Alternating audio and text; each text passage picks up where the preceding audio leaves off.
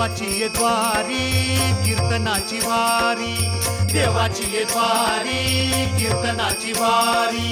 माऊली तू माझी देवा सर्व दुःख हारी, नाम तुझे घेतो देवा पहाटेच्या पारी। हरिमुखे म्हणा जय जय पांडुरंग हरी, जय पांडुरंग हरी। देवाची ये द्वारी कीर्तनाची वारी, ज्ञानोबा माऊली तुकाराम, ज्ञानोबा माऊली तुकाराम, ज्ञानोबा माऊली तुकाराम, ज्ञानोबा माऊली तुकाराम। विठ्ठल विठ्ठल विठ्ठल विठ्ठल विठ्ठल विठ्ठल विठ्ठल विठ्ठल विठ्ठल। देवाची ये द्वारी कीर्तनाची वारी। नमस्कार। देवाची ये द्वारी कीर्तनाची वारी या भक्तिपूर्ण जागरात आपलं सहर्ष स्वागत। मन विकारमुक्त झालं की मुक्तीचा मार्ग सोपा होतो आणि या विकारांना नामस्मरणाने दूर करता येतं। फक्त यासाठी भक्तीच्या मार्गाचा अवलंब केला पाहिजे असं संत परंपरा सांगते। संत ज्ञानेश्वरांनी रचलेला भक्तीचा हा पाया जगद्गुरु तुकोबांनी कळसापर्यंत नेऊन पोचवला। विठुरायाच्या दर्शनाचा हा अविस्मरणीय सुख सोहळा शतकानुशतक अविरत सुरू आहे। चला तर अशाच वैराग्याचा अनुभव घेऊया आजच्या आपल्या कीर्तनातून। हरे राम कृष्ण हरी,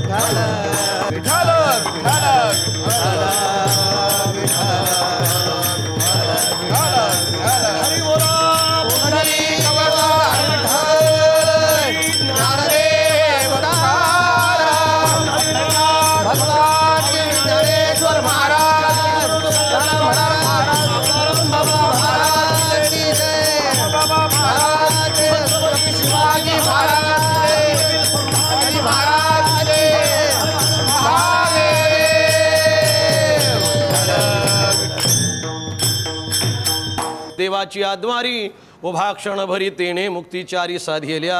हरिमुखे म्हणा हरिमुखे म्हणा, पुण्याची गणना कोण करी असोनी संसारी। जिव्हे वेगू करी वेदशास्त्रे वारी बाह्या सदा। हरिमुखे म्हणा पुण्याची गणना कोण करी। ज्ञानदेव म्हणे व्यासाची आखुणा, ज्ञानदेव म्हणे व्यासाची आखुणा। द्वारकेचा राणा पांडवा घरी। हरिमुखे म्हणा पुण्याची गणना कोण करी। विठ्ठला विठ्ठला विठ्ठला विठ्ठला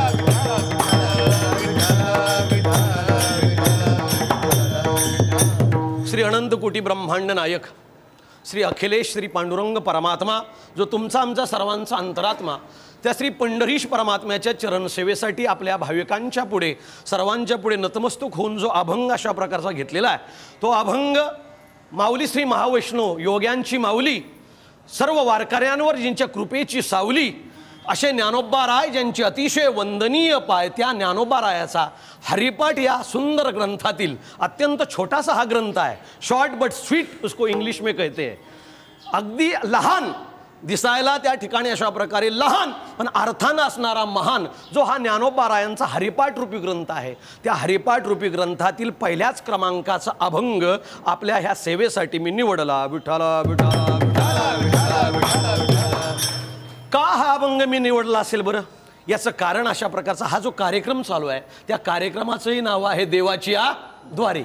आणि हा अभंग देखील त्याच प्रकारचा मी त्या शीर्षकाचा निवडला, देवाच्या द्वारी. कारण हा कार्यक्रम मला आवडला म्हणून मी हा अभंग निवडला. विठ्ठला विठ्ठला विठ्ठला विठ्ठला विठ्ठला.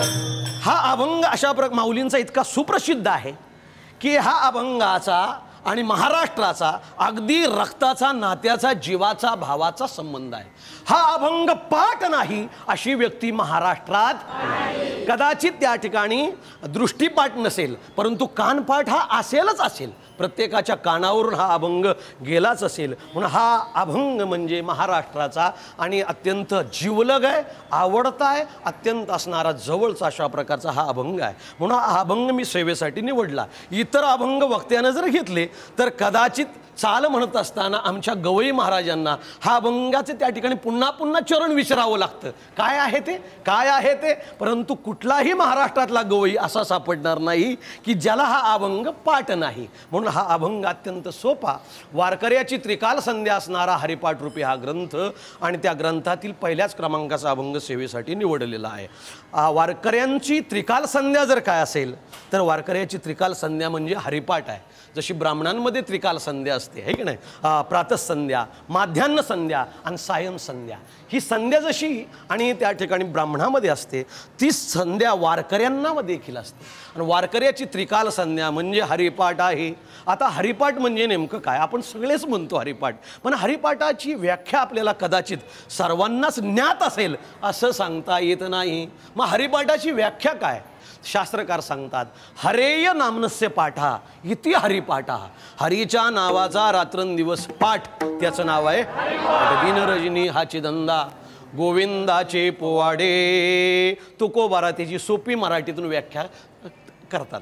दिन रजनी हाची धंदा, रात्रंदिवस देवाच्या नावाचं चिंतन, स्मरण, नामस्मरण त्यालाच म्हणतात हरिपाठ. कबीर महाराज याचंच वर्णन गोड करतात. हे भजन सातत्यानं चाललं पाहिजे, हे भजन कंटिन्युटीने चाललं पाहिजे. कबीर महाराज त्याचं वर्णन करतात. हरिपाठ नेमकं म्हणजे काय? नजर न आवे आत्मज्योती, तेल न बत्ती बुझ न जाती, झिलमिल झिलमिल निशिदिन चमके जैसा निर्मल मोती, कहेत कबीरा सुनवई साधू घर घर बाचत पोथी. वाह क्या बात. नजर न आवे आत्मज्योती, तेल न बत्ती बुझ न जाती. आपल्याकडे इथे काही निरंजन लावलेले आहेत, समया लावलेल्या आहेत, पण वारंवार 5-10 मिनिटांनं लक्षपूर्वक त्याच्यामध्ये जर स्नेह ओतलं, तेल ओतलं तरच त्या ठिकाणी ती तेवत राहणार आहे.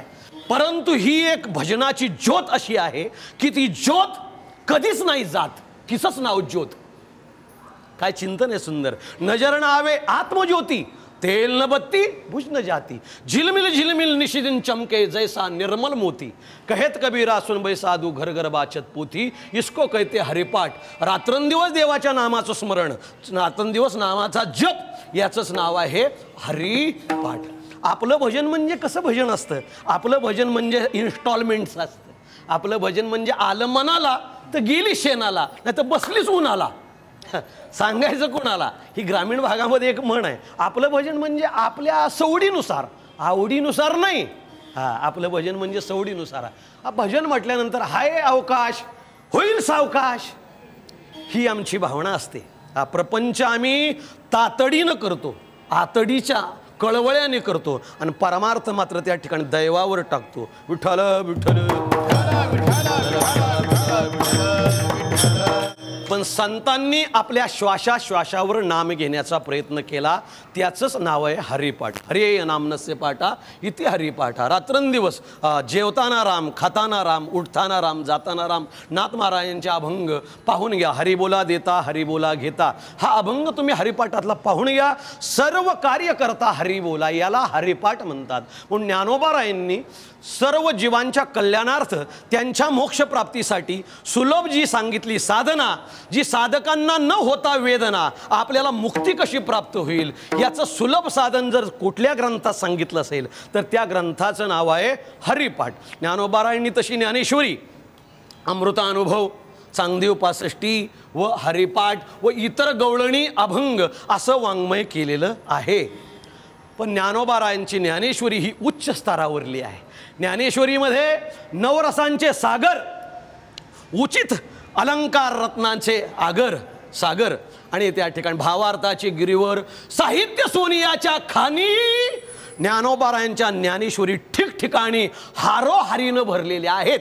पण ज्ञानेश्वरीचे अधिकारी मात्र सर्व नाहीत. मी क्षमा मागून सांगतो, ज्ञानोबारायांची भाषा आहे. ज्ञानोबाराय म्हणतात का अध्यात्मशास्त्री ये अंतरंगची अधिकारी. हे अध्यात्मशास्त्र आहे ज्ञानोबारायांचं. ज्ञानेश्वरी म्हणजे ही अक्षरे नव्हती देखा, ब्रह्म साम्राज्य दीपिका, अर्जुना लागी चितकळिका, उजळली श्रीकृष्णे, साचची बोलाचे नव्हते शास्त्र, संसार जिनते ते शस्त्र, आत्मा अवतरते ते मंत्र अक्षरी, अक्षरम दिव्य परमम, अशी ही दिव्य अक्षरं ज्याच्यामध्ये भरलेली आहेत तिचं नाव आहे ज्ञानेश्वरी. म्हणून ज्ञानेश्वरीचे अधिकारी सगळे नाहीत महाराज, ज्ञानेश्वरीचे विशिष्ट अधिकारी आहेत. ह्या तुकोबारांच्या भाषेत जर सांगायचं ठरलं तर एऱ्या गबाळ्याचे कामनो हे, कामनो हे, एऱ्या गबाळ्याचे कामनो हे, कामनो हे, एऱ्या गबाळ्याचे कामनो हे,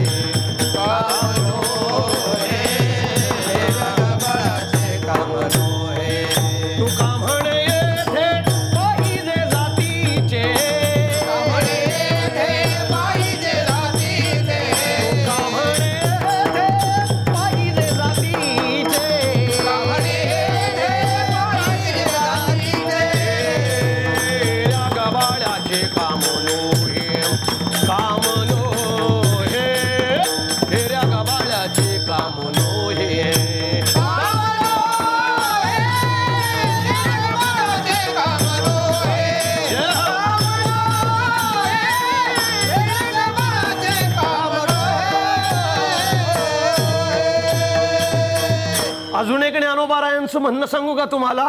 अहो, ज्ञानेश्वरी वाचावी कुणी, ऐकावी कुणी, तो असला पाहिजे गुणी. तो कुणासारखा गुणी असला पाहिजे. ज्ञानोबाराय त्याचं नाव घेतात. अहो अर्जुनाची पांती परिस्नेया योग्य होती, तीही कृपा करून संती अवधान द्यावे. अर्जुनाच्या पंथीचे जे कोणी साधक असतील, जे कोणी भगवत भक्त असतील त्यांनीच ज्ञानेश्वरीच्या नादाला लागावं, नाहीतर इतरांनी नाष्ट्याच्या नादाला लागावं. त्यांनी मात्र तिकडे जावं, भरपूर त्या ठिकाणी अशा प्रकारे नाश्ता करावा. ज्ञानोबारायांनी सांगितलं की पहा, अहो अर्जुनाची पंथी, अर्जुनाच्या योग्यतेचे लोक ज्ञानेश्वरीचे अधिकारी आहेत. आता आपण तर कट झालो की नाही, त्यात आपली कटकटच मिटली. आता अमृतानुभवाचे अधिकारी कोण आहेत महाराज? ते देखील एत अधिकारी मुक्तजन. अमृतानुभवाचा अनुभव देखील त्या ठिकाणी वेगळाच आहे. चांगदेव 65चे अधिकारी कोण आहेत? जो 1400 वर्ष काळाला टक्कर मारू शकतो, काळाला माघारी फिरू शकतो, एवढं योग सामर्थ्य जो आपल्या अंगी मिळू शकतो, तो चांगदेव 65चा अधिकारी आहे. कोण?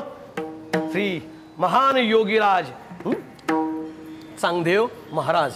परंतु त्यांना देखील चांगदेव 65 कळालीच असं सांगता येत नाही. पहिलीच ओवी त्यांना जड गेली. स्वस्त्री श्री वटेशू, जो लपवणी जगदा भासू, दावी मग ग्रासू प्रगटला करी. अशा प्रकारची त्या ठिकाणी हे कळालं नाही चांगदेवरायांना. आपला अधिकार नाही, परंतु त्याचेही अधिकारी चांगदेवराय ठरले. पण मग हे तीनही जर ग्रंथ आपल्या डोईजड होतात, म्हणून ज्ञानोबारायांनी अत्यंत कृपाळूपणे, अत्यंत दयाळूपणाने आपल्याला समजेल, आपल्याला रुचेल, आपल्याला पचेल अशा प्रकारचं आणि एक सुंदर मराठी वाङ्मय, मराठी ग्रंथ निर्माण केला. आणि आज म्हणून ज्ञानोबारायांना मराठी भाषेचा फार स्वाभिमान आहे महाराज. ही मराठीची नगरी ब्रह्मविद्येचा सुकाळू करी, घेणे देणे सुखची वरी होऊ या जगा. असं ही मराठीच्या नगरामध्ये मोक्षाचा सुकाळ व्हावा म्हणून ज्ञानोबारायांनी हरिपाठ रूपी ग्रंथ आपल्याला द्यावा. विठ्ठला विठ्ठला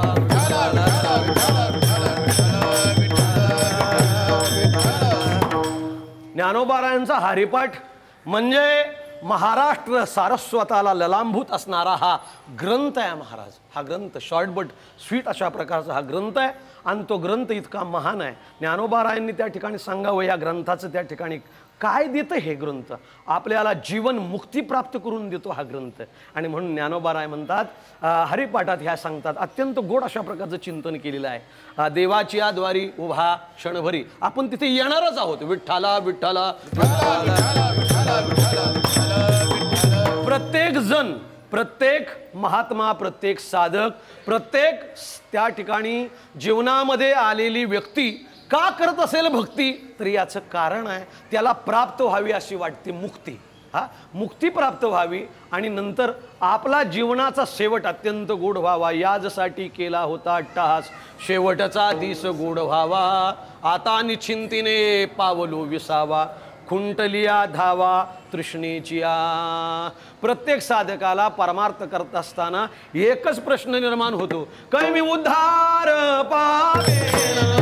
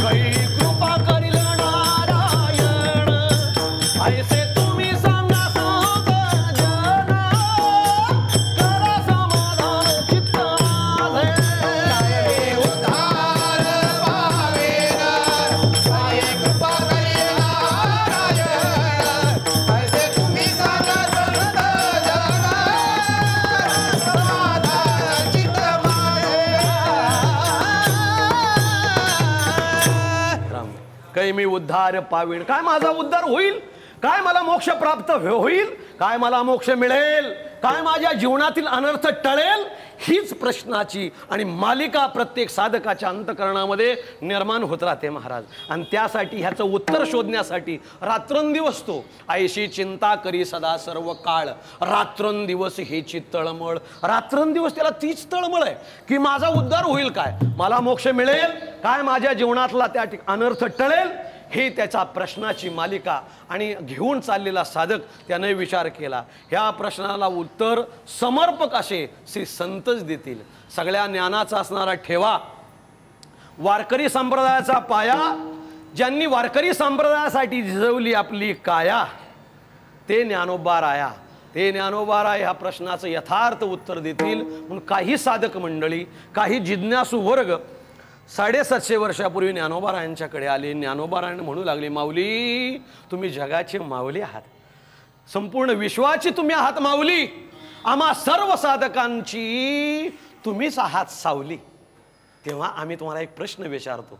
आम्हाला ज्ञानेश्वरी कळत नाही, आम्ही चांगदेव पासष्टीकडे वळत नाही, आम्हाला अमृतानुभव जुळत नाही, मग आम्हाला मोक्ष मिळणार नाही का, आम्हाला मुक्ती प्राप्त होणार नाही का, हे तुम्ही आम्हाला कृपा करून सांगा. ज्ञानोबा म्हणतात, मुक्ती मुक्ती म्हणजे काय, तुम्हाला मुक्ती प्राप्त व्हायची जर असेल, मी सांगतो त्या जर मार्गाने गेलात, मी जर ज्या सांगतो त्या साधनाने गेलात, तर तुम्हाला एकच काय, चारही मुक्ती तुम्हाला प्राप्त होतील. सलोकता, समीपता, स्वरूपता व सायुज्यता. मग ज्ञानोबा राया हे जर तुम्ही आम्हाला सांगणारच असाल तर वेळ का लावताय, एक तर वेळ आम्हाला अगोदरच कमी आहे, तुम्ही आम्हाला ती साधना पटकन सांगा, आम्ही नेमकं काय करावं जेणेकरून आम्हाला मुक्ती प्राप्त होईल. त्यावेळेस ज्ञानोबा राय त्या मुक्तीची साधना, त्या मुक्तीचा उपाय ह्या सेवेसाठी घेतलेल्या अभंगाच्या पहिल्या चरणामध्ये देवाची द्वारी उभा क्षणभरी, देवाची द्वारी उभा क्षणभरी, मुक्तीचारी साधिल्या, तेने मुक्तीचारी साधिल्या. हरी मुखे म्हणा, हरी मुखे म्हणा,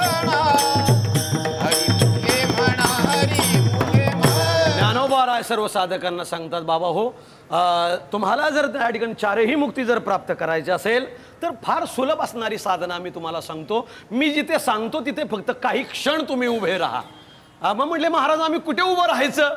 टपरीची आद्वारी, शेजाऱ्याच्या द्वारी. नाही नाही नाही नाही, टपरीची आद्वारी नाही, शेजाऱ्याच्या द्वारी नाही. मी सांगतो कुठे? देवाची आद्वारी उभा क्षणभरी तेने मुक्तिचारी साधियल्या. मी देवाचं द्वार सांगतोय आणि त्या देवाच्या द्वारामध्ये तू क्षणभर जर उभं राहू शकलास तर तू चारही मुक्तीचा अधिकारी ठरशील. आता देव म्हणजे नेमकं काय? त्या देवाचं द्वार देव अगोदर कळला पाहिजे, मग त्याचं द्वार आपल्याला कळालं पाहिजे. मग ह्यासाठी तर एखाद्या त्या ठिकाणी अशा प्रकारे कुणीतरी साधक, कुणीतरी मार्गदर्शन करणारा पाहिजे. ज्ञानोबा राया, मग देव म्हणजे नेमकं काय? देव हा शब्द व्याकरणशास्त्रामध्ये कसा निर्माण झाला, त्याचं उत्पत्ती स्थान काय आहे, त्यातला मूळ धातू काय आहे? देव या शब्दातला मूळ धातू आहे दिव. दिव म्हणजे दिव्यता, दी म्हणजे दिव्यता. जसं मंदिर या शब्दाचा लॉंग फ्रॉम काय करता येईल? म म्हणजे मंगलता, दी म्हणजे दिव्यता, र म्हणजे रम्यता, इज इक्वल टू मंदिर. विठ्ठला विठ्ठला. तसा देव या शब्दातला मूळ धातू आहे दिव. दिव्याचा गुणधर्म आहे प्रकाशने. स्वतः जो प्रकाशित होतो, स्वतः प्रकाशमान आहे आणि त्याच्या सत्तेमध्ये त्याच्या आश्रयाला जे जातात त्यांनाही तो प्रकाशित करून सोडतो. त्याचं नाव देव आहे. विठ्ठला विठ्ठला विठ्ठला. दूसरा शब्द आता जो देतो, देत राहतो. हिंदी में अगर हमें कुछ आपसे मांगना है तो हम कहते हैं मुझे ये चीज देव, द्या. देव म्हणजे देणे, देव म्हणजे त्या ठिकाणी देणे. थोडंसं त्या ठिकाणी ग्रामीण हिंदी आहे, पण देव या शब्दाचा अर्थ आहे देणे. जो आपल्याला अपार ज्याच्याकडून देणे आहे, आपल्याकडून आपल्याला ते घेणे आहे, त्याचं नाव आहे देव. ह्याला इंग्लिशमध्ये एक गोड शब्द आहे गॉड. मुळातच हा गॉड शब्द बऱ्याचपैकी गॉड आहे, गोड आहे, गोड आहे की नाही? गॉड ह्याचं त्या ठिकाणी स्पेलिंग सुंदर आहे, GOD. G for generation, O for organisation आणि D फॉर डिस्ट्रक्शन. विठ्ठला विठ्ठला.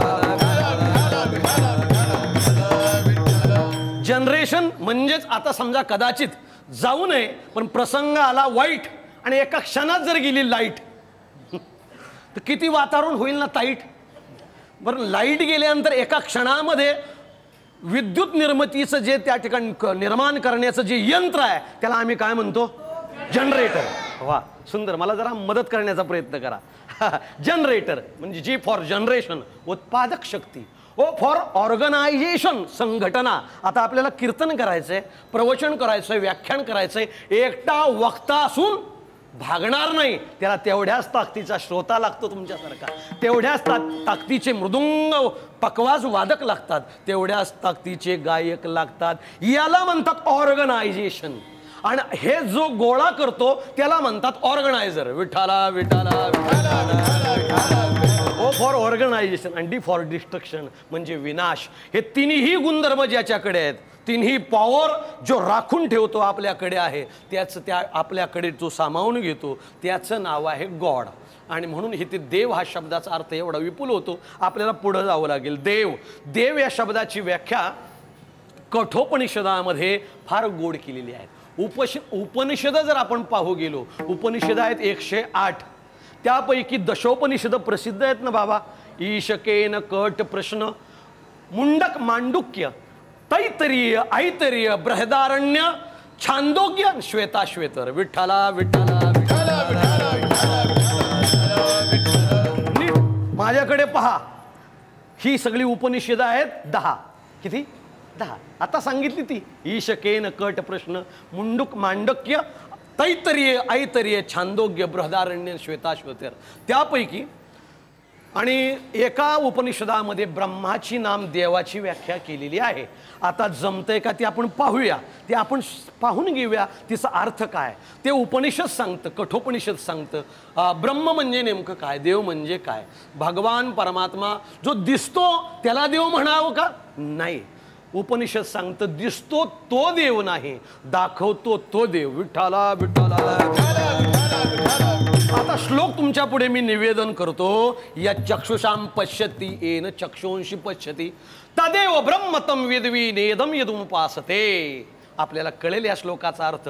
जे डोळ्याने दिसते ते ब्रह्म नव्हे, डोळे ज्याच्यामुळे पाहू शकतात अशी त्या डोळ्याच्या मागची अतिंद्रिय शक्ती, तिचं नाव आहे देव. विठ्ठला विठ्ठला देखवी ऐकवी एक नारायण, तयाचे भजन चुकू नको. तो देखवी, तो दिसतो असं नाही, तो ऐकवी, तो ऐकता येतो असं नाही. किती उपनिषद गोड बोलतं महाराज. अर्थ समजावून घेऊया आपण. या चक्षुषाम पश्यती, हे चक्षुषाम पश्यती येन चक्षुंशी पश्यती. जे डोळ्यानं दिसतं ते ब्रह्म नव्हे, ती मूर्ती आहे. मूर्ती आहे. डोळ्यानं देव दिसू शकत नाही. विठ्ठला विठ्ठला विठ्ठला. मी तुम्हाला एक सामान्य प्रश्न विचारतो, जरा माझ्याशी संवाद साधा. हा, आपल्याला दिसतं कशाने? डोळ्याने, असं म्हणणं तुमचं आहे. आता मी तुम्हाला त्या ठिकाणी पुढे उदाहरण सांगतो. काल्याच्या आदला दिवस आहे, आपला सप्ताह चालू आहे. सपोज इमॅजिन करा, आपला सप्ताह चालू आहे. उद्या दुसऱ्या दिवशी काला, आणि काल्याला जवळजवळ 5-1 हजाराचा समाज आला, आदल्याच दिवशी आला. आता त्या समाजासाठी आपल्याला महाप्रसाद करणं आहे. महाप्रसाद करण्यासाठी तांदूळ निवडणं आहे. म्हणून कार्यकर्त्यांनी तांदूळ घेऊन आले. 5-1 पोती बासमती तुकडा. किती सुंदर असतं तो तांदूळ. आणि तो तांदूळ निवडण्यासाठी आदल्या दिवशीच्या जागराच्या कीर्तनाच्या नंतर आणि कार्यकर्त्यांनी माईकवर निवेदन केलं, माता भगिनी जेवढ्या आहेत त्यांनी कीर्तन झाल्यानंतर कृपया घरी जाऊ नये, हे तांदूळ निवडल्याशिवाय घरी जाऊ नये, एवढं सहकार्य करावं, एकमेका सह्य करू, अवघे धरू सुपंत. सर्व माता भगिनींनी ते ऐकलं. 10-15 माता भगिनी आणि तांदूळ निवडण्यासाठी बसल्या. तांदळाची पोती, तांदळाची गुणी मध्ये सोडलेले आहेत, आणि मध्ये सोडलेले असताना तांदूळ निवडण्याचा कार्यक्रम चालू आहे. आपल्याला येणाऱ्या ओव्या जनाबाईंच्या त्या आपल्या मुखानं म्हणतायत, हातानं काम करतायत. हातानं काम करतायत. तांदूळ निवडण्याचं काम अगदी रंगात आलंय, आमच्या माता भगिनीच्या अंगात आलंय. तांदूळ निवडण्याचं ऐन मध्यामध्ये, तेवढ्यामध्ये मगासारखी गेली लाईट. आता अंधार झाल्यानंतर, लाईट गेल्यानंतर खरं सांगा, माता भगिनी तांदूळ निवडतील का चिवडतील? विठ्ठला विठ्ठला विठ्ठला विठ्ठला. आता तांदूळ निवडू शकाल तुम्ही का? आपले डोळे रिटायरमेंटला गेले का? हा, डोळे आपले ऑफ झाले का? डोळे ऑफ झाले नाहीत, ज्याच्या सत्तेनं दिसतंय ती लाईट ऑफ झाली. तो दिवा गेलेला आहे, तो प्रकाश गेलेला आहे. म्हणजे डोळ्यानं जे दिसतं हे मगाचं विधान आता चुकीचं ठरलं ना. विठ्ठला विठ्ठला विठ्ठला. असं कधी कधी कीर्तनात देखील बदलावं लागतं. माणसं व्यवहारातच बदलतात असं नाही, पण कीर्तनात देखील बदलण्याचा प्रसंग येतो, त्यात तुमचा दोष नाही. म्हणजे आता इथे डोळे असून देखील तांदूळ निवडण्याचा कार्यक्रम होत नाही. याचं कारण त्याच्या सत्तेशिवाय त्या प्रकाशाच्या आपल्याला दिसत नाही. म्हणून तो प्रकाश जो आहे ना, देव, त्याचंच नाव आहे देव. विठ्ठला विठ्ठला. किती ब्रह्माची गोड व्याख्या नाही साहेब, किती गोड व्याख्या आहे. या चक्षुषाम पश्यती, त्याच्या प्रकाशाशिवाय डोळे असून काय उपयोग आहे? 2 नाही 4 असले तरी विचार करा, आपल्याला ती गोष्ट दिसू शकत नाही. पण ज्याच्या सत्तेनं दिसतं ना, त्याचं नाव आहे देव. यश्रोत्रान्न शृणोती. जे कानानं ऐकता येत नाही, पण कान त्याच्या सत्तेनं ऐकल्याशिवाय राहत नाहीत, त्याचं नाव आहे देव. आता देव शब्द कळाला. आता द्वारामध्ये तुम्हाला नेतो, म्हणजे मी माझ्या घरी जायला मोकळा. विठ्ठला विठ्ठला. देव हा शब्द कळाला. आपल्याला त्या ठिकाणी थोडंसं चिंतन पुढे न्यावं लागेल. देव, आता देवाचं द्वार कळण्यासाठी देवाचं घर आपल्याला बाबा कळालं पाहिजे. आम्ही एखाद्या व्यक्तीचं घर शोधताना किंवा एखाद्या व्यक्तीचा पत्ता शोधताना आम्ही असं म्हणतो का, अहो त्या अमुक तमुक हरिभक्तीपरायण पाटलांचं दार कुठे आहे? दार विचारण्याची प्रथा नाही. जर कोणाला दार जर विचारलं तर आपल्या तोंडावर दार मारतील फेकून लोक. असे हुशार आहेत. दार विचारत नाही, आम्ही काय विचारतो? घर विचारतो. मग देवाचा अगोदर घर, त्याचा आम्हाला विचार करावा लागेल. मग देवाचं घर कुठलं आहे? देव राहतो कुठे? लगेच त्या ठिकाणी उत्तर आलं की भगवान परमात्मा राहतो कुठे? एरवी सर्वांच्या हृदयदेशी मी आमुका आहे ऐशी, बुद्धीस पुरे जे अहर्निशी ते वस्तू गा मी. किंवा दुसरी ओवी ज्ञानोबारांची आपल्या पुढे सादर करतो. तैसा हृदयामध्ये मी रामू, का असता सर्व सुखासी आरामू, का भ्रांताशी कामो विषयावरी. विठ्ठला विठ्ठला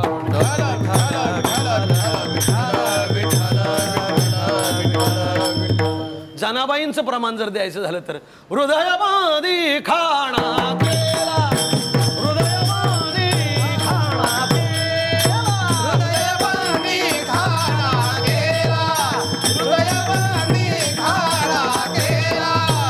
आता विठ्ठल कोंडीला, आता विठ्ठल कोंडीला, आता विठ्ठल कोंडीला.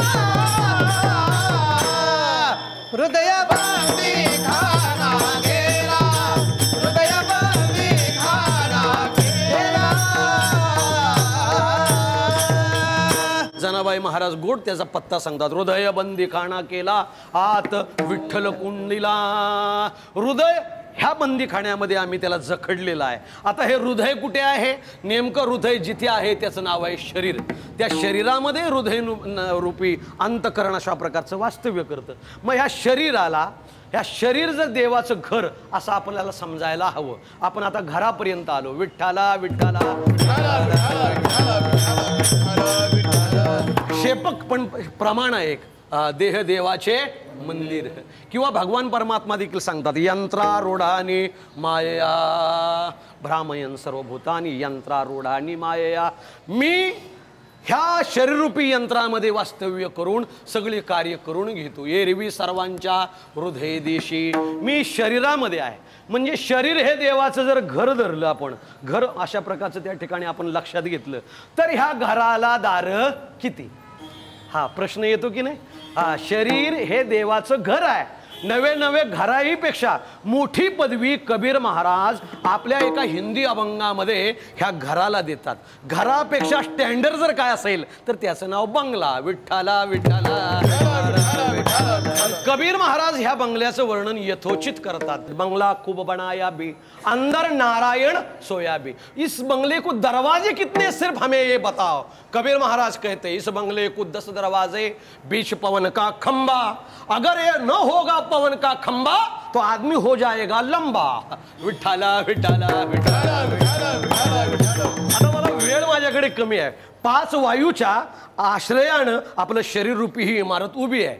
पंचप्राण ज्याला म्हणतात. प्राणाय नमः, अपानाय नमः, व्यानाय नमः, समानाय नमः, उदानाय नमः, पंचप्राणाय नमः. ह्याला आपल्याला पूजेमध्ये ह्या प्राणांना नमन करावं लागतं. 5 उपवायू आहेत. नाग, कुर्म, कृकल, देवदत्त आणि धनंजय. हे पंच उपवायू आहेत. एरवी सगळे मिळून 10 वायू आपल्या शरीरात कार्य करतात. यातला एखादा देखील वायू जर उन्हा पडला तर अर्धांग वायू होण्याची दाट शक्यता नाकारता येत नाही.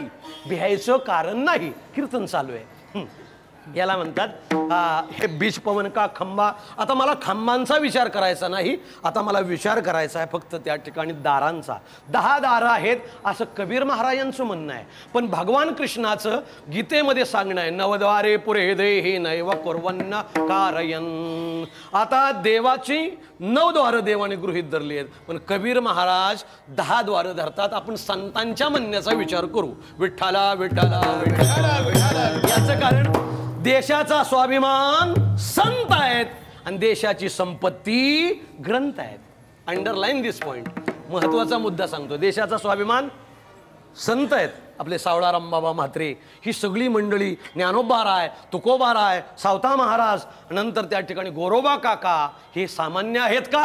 हा आपल्या देशाचा स्वाभिमान आहे. पण देशाचा स्वाभिमान संत आहेत आणि देशाची संपत्ती ग्रंथ आहेत. म्हणून भगवान परमात्म्याच्या म्हणण्याचा विचार न करता वेळेच्या अभावी आपण कबीर महाराजांच्या म्हणण्याचा विचार करू. ह्या बंगल्याला 10 दरवाजे. 10 नीट माझ्याकडे पहा. 2 डोळे, 2 नाकपुड्या, 2 कान, मुखद्वार, अधोद्वार व गुदद्वार. ही 9 छिद्र, ही 9 द्वारं धरली तर 10वं एक द्वार असतं त्याला दशमद्वार म्हणतात. केवळ आणि निव्वळ अध्यात्म सांगण्याचा आपण प्रयत्न करूया. विठ्ठला विठ्ठला विठ्ठला विठ्ठला विठ्ठला. ब्रह्मरंध्र म्हणजे दशमद्वार. असे 10 द्वार जर त्या ठिकाणी आपल्या समोर आली, पण ह्या 10 द्वारापैकी कुठल्या द्वारात उभं राहायचं माऊली? आम्हाला सांगा ना, आम्हाला तेवढं कळू द्या. त्यावेळेस ज्ञानोबा राय म्हणतात अरे ही 10 द्वारं ही दशेंद्रिय दृश्य आहेत आणि भगवान परमात्मा अदृश्य आहे. तो डोळ्यानं गोचर होत नाही ना. तो डोळ्यानं गोचर होत नाही. ते येतं मनाची नखी न लगे. ते मनाची बुद्धीच तिथे त्या ठिकाणी मनाची नखी न लगे. विठ्ठल विठ्ठल आपण देवाच्या 10 दाराचा विचार आपण करत होतो. त्या 10 दारापैकी एक त्या ठिकाणी ही दशेंद्रिय ही दृश्य आहेत, पण भगवान परमात्मा अदृश्य आहे.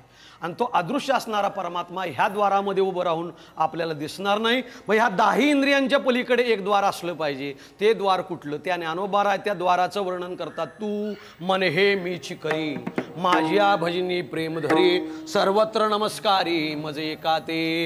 यालाच मनुस्मृतीमध्ये म्हणू महाराज, म्हणू ऋषी अनुमोदन देतात. बाबा रे, तुझ्या उद्धार करायचा आहे ना, तुला मोक्ष प्राप्त करायचा आहे ना, एकच सबळ असणारा एक श्लोकाचं प्रमाण देतो आणि मी विठोबा रखुमाईचं भजन घेतो. अत्यंत गोड प्रमाण आहे की मोक्ष कसा प्राप्त होतो. आणि मनुस्मृतीमध्ये म्हणू महाराज म्हणतात, मनयो मनुष्यानाम कारणम बंध मोक्षयो. मनुष्य किती गोड सांगतात. अरे जीवाच्या बंधाला अथवा मोक्षाला, त्याच्या जीवामध्ये गुंतण्याला अथवा मुक्तीला त्याचं कुठलंही जन कारणीभूत नाही, तर त्याचं मन हे कारणीभूत आहे. मन हे राम झाले, मन हे राम झाले, प्रवृत्ती ग्रासोनी कैसे निवृत्तीला आले, प्रवृत्ती ग्रासोनी कैसे. प्रवृत्तीतून निवृत्तीला जाणं म्हणजे बंधातून मोक्षाला जाणं, आणि बंधातून मोक्षाला जाणं म्हणजेच मुक्ती प्राप्त होणं. तेने मुक्तीचारी साधियेला, तेने मुक्तीचारी साधियेला, तेने मुक्तीचारी साधियेला. विठोबा रखुमाई, विठोबा रखुमाई, जय विठोबा रखुमाई, विठोबा रखुमाई, जय विठोबा रखुमाई, विठोबा रखुमाई, जय विठोबा रखुमाई, जय विठोबा रखुमाई, विठोबा रखुमाई, जय विठोबा रखुमाई, विठोबा रखुमाई, जय विठोबा रखुमाई, विठोबा रखुमाई, विठोबा रखुमाई, विठोबा रखुमाई, विठोबा रखुमाई. विठोबा रखुमाई.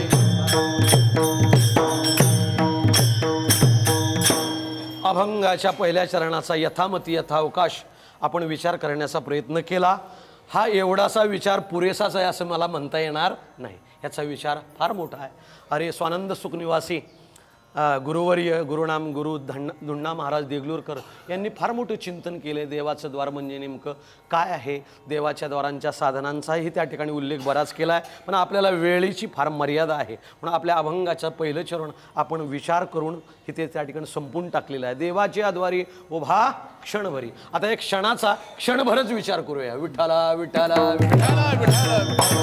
क्षणाचा क्षण म्हणजे नेमकं काय? एक क्षण परमार्थ करून आपलं भागतं का? आपल्याला त्या ठिकाणी मोक्ष प्राप्त होतो का? पण एका क्षणाचा विचार अशा प्रकारचा आहे. एक डोंगरे बापूंचं सुंदर विधान असायचं भागवतामध्ये की साधकानं आणि असणाऱ्या माता भगिनीनं या विधानाचा विचार करावा आणि एवढं विधान घरी घेऊन जावा. ज्या माऊलीला, ज्या माता भगिनीला संसार करायचा आहे, तिने आपल्या संसारातला एक कण देखील वाया जाता कामा नये. अन्न का कण और जीवन का क्षण. बहुत महत्व का वाक्य है. विठ्ठल विठ्ठल विठ्ठल विठ्ठल विठ्ठल विठ्ठल.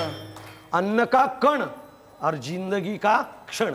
वायाला नाही गेला पाहिजे असं डोंगरे बापूंचं म्हणणं असायचं.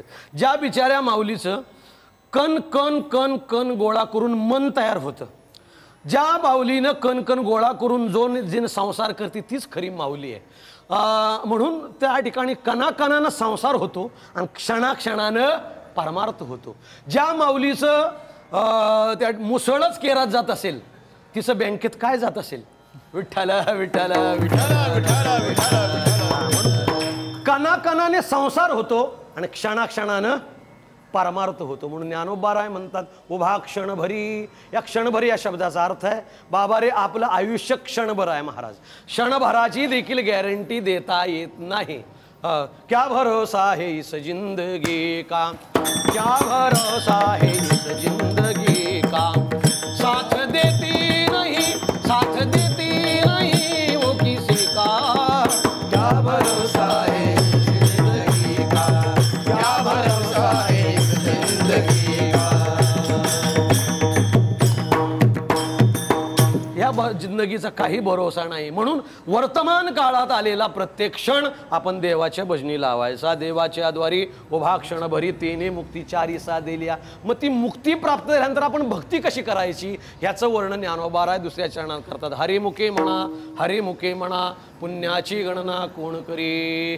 ज्या ज्ञानोबारायांनी मुक्ती व भक्तीचं एवढं उत्कृष्ट मार्गदर्शन शॉर्ट बट स्वीट मध्ये केलं, त्या ज्ञानोबारांना आपण काय देऊ शकतो? 2 हस्तक व 1 मस्तक. ज्ञानेश्वर माऊली, ज्ञानराज माऊली तुकाराम, ज्ञानेश्वर माऊली, ज्ञानेश्वर माऊली, ज्ञानराज माऊली तुकाराम, ज्ञानेश्वर माऊली, ज्ञानराज माऊली. ही मुक्ती आणि भक्ती प्राप्त करण्यासाठी त्याला संसार सोडून हिमालयात जावं लागेल असं नाही. तर असोनी संसारी जिव्हे वेगू करे वेदशास्त्रे उभारी बाह्या सदा. तो संसारात असला तरी काही वाईट होत नाही. कामामध्ये काम काही म्हणा राम. एक इंग्लिशमध्ये सुंदर म्हण आहे, your duty is your beauty. तुमचं काम, त्या कामातच शोधा राम, त्याला अंती मिळेल आराम. जो कामात करतो आराम तो असतो हराम. म्हणून आसोनी संसारी जिव्हे वेगू करी वेदशास्त्रे उभारी बाह्या सदा. वेदांनी देखील बाह्या उभारून हे आपल्याला अनुमती दिली. पण महाराज आम्हाला हे सांगा की हे ग्रंथाचा पुरावा आम्हाला नको, आम्हाला एखाद्या संताचा पुरावा द्या. Who is the witness of this fact.